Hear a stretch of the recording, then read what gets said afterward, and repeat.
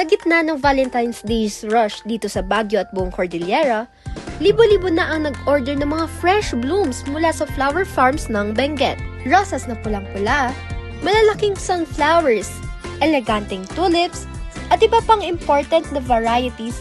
Lahat ng klase ay handa na para ibigay sa mga lovers, sa friends, o kaya sa iyong family. Kasi naniniwala po ako na through flowers, doon nagre-resembles yung effort na sana makita niya.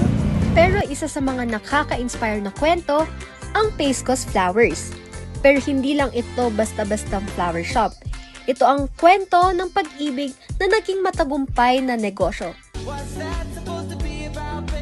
Si Manuel Gonzalez, isang full-time na 4th-year student sa St. Louis University at part-time florist, ang nagmamay-ari ng Paiscos. Nagsimula ang Paiscos noong 2023, hindi dahil sa ambisyong maging negosyante. Nag-start yung business ko 2023, second semester when I was in college, second year.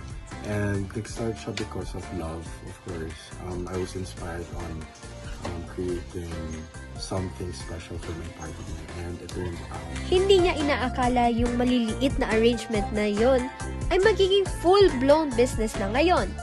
Complete with custom bouquets na puno ng creativity at fresh Benguet flowers.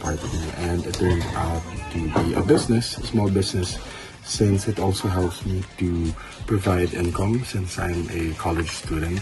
It really helped me to fix my finances, especially on my daily expenses. Ito ay pruweba na ang passion projects, kapag pinagsama sa hard work, ay maaaring maging source of income at inspiration pa. Ngayong Valentine's season, busy si Manuel dahil sa 163 orders.